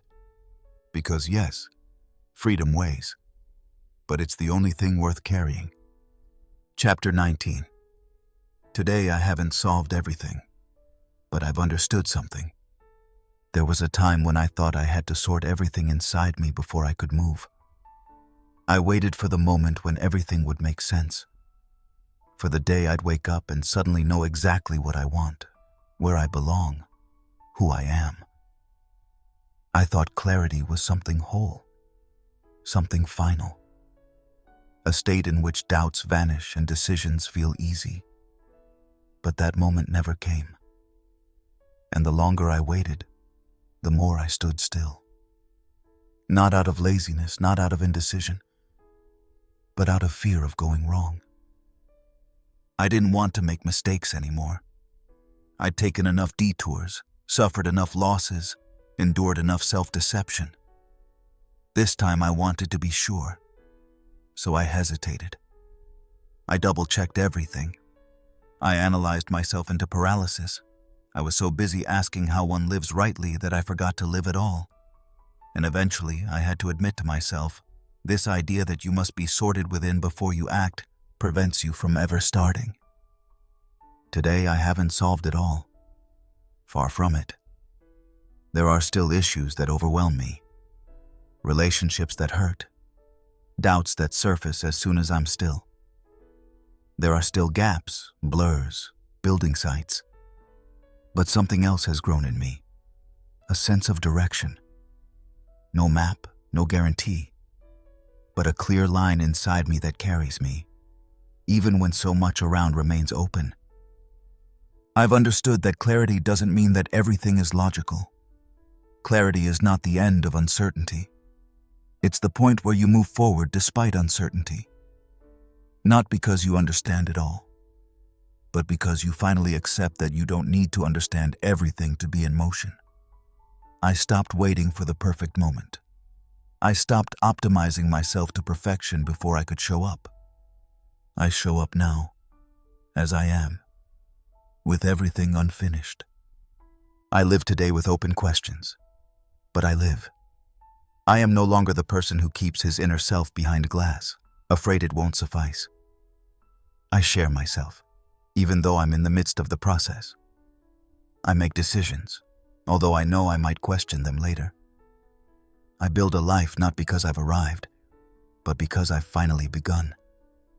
I know now that my truth moves, that I'm allowed to change, that I may correct myself without shame.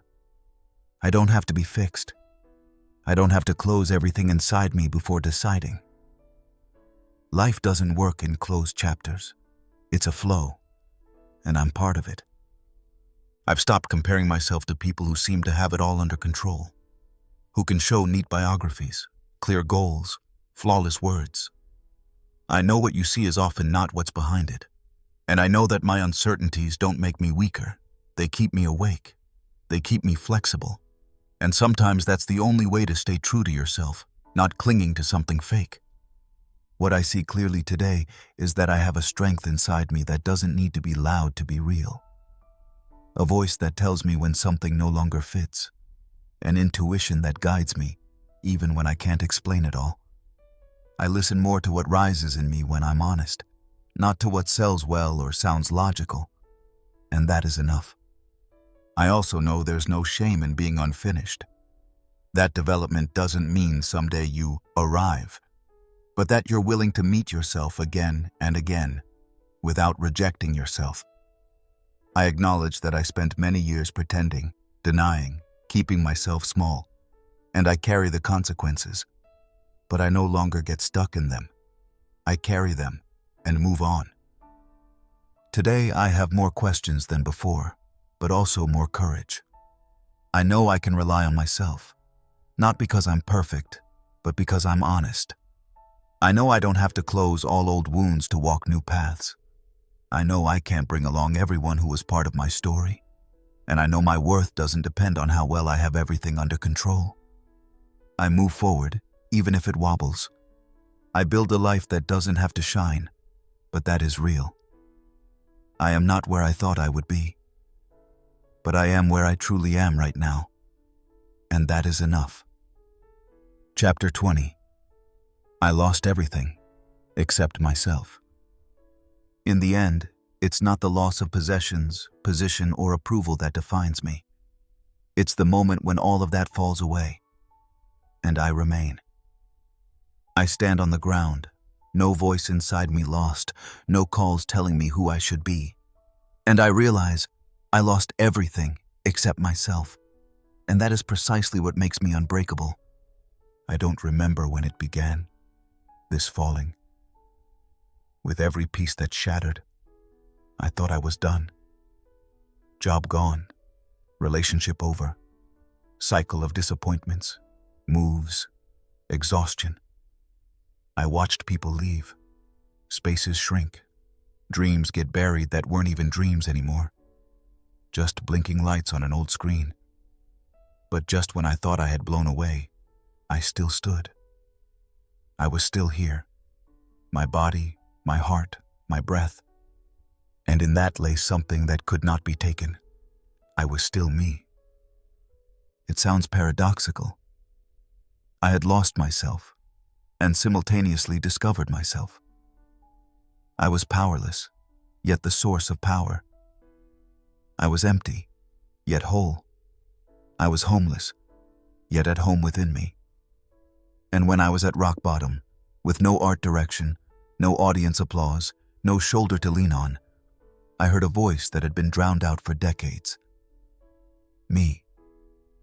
Not the doer, not the performer, not the one proving himself, but the one who breathes, the one who feels, the one who remains. I was afraid to be myself, because that meant without a net, without a message, without a guarantee that anyone stays. But at the same time, that fear was the clearest sign of who I really am. I stood before my nothingness and felt that I could act even out of nothingness, that I could breathe even in the silence, that I could be worth something alone. I never wished to lose everything, but the worst thing would have been to lose myself, and that did not happen. I remember nights when I couldn't sleep because I knew I had lost everything, except myself. No comfort from the outside, no distractions to numb me, only the sense that I was never a commodity. I wasn't perfect, and I didn't have to prove anything. I was simply here. And it was the loudest sound I ever heard. my own being. What do you do when there's truly nothing left to shape? When nothing more can be repaired because there's nothing left to steer? No influence, no patterns, no mask? You learn to be yourself. It sounds simple, and yet it's the hardest thing there is. I had to learn that I must not define myself by my roles. I had to learn that I am not less because I no longer function. I was astonished by how much pain it takes for someone to take themselves seriously. I didn't just lose what I had built. I put periods behind chapters I should never have continued. I stopped playing roles that no longer fit. I threw myself out of a life that made me small, without replacing it. And now I'm here, not free of scars, but unbroken. Not strong in the way I once wanted to appear strong, but real. There is something I've learned. In the depths where nothing works anymore, space emerges. And that is not necessarily inspiration. It is simplicity, rawness, honesty. It is not gluing myself back together with facades, but only with what supports life. Breath, heartbeat, touch. I need no image. I need no product. I need myself. And the growing begins where you find yourself again. Today I have less, but I have more. Me. Today I have no answers, but I have integrity. Today I have no network, but I have belonging to myself. I have no clockwise goal, but I have the depth you feel behind the nouns. And that makes me richer than any success ever could. Not every story needs a happy ending on the outside. Some find calm within themselves. Some find rest in the breath. Some build no castle, but a home. And that is what I am now. Home in myself. No limelight, no networking festivals, but peace. Not the peace that says everything is done, but the peace that says, despite everything, I am. Sometimes I hear, but you once had so much. They're not wrong. But maybe it was too much, too loud, too many demands, too little space. And today, in my innermost silence, I realize I had to lose what was loud to hear the depth. I had to lose what made me shine to find my light. I had to lose everything to keep myself. The last sentence of this chapter is not a triumph. It is not a sweeping conclusion. It is simply this: I lost everything, except myself, and that suffices. I won't write more, because the last thing I have become is honest, and I remain, after all, me. If you've listened this far, I thank you. Not just for listening, but for being willing to meet yourself honestly. This audiobook was no self-help manual.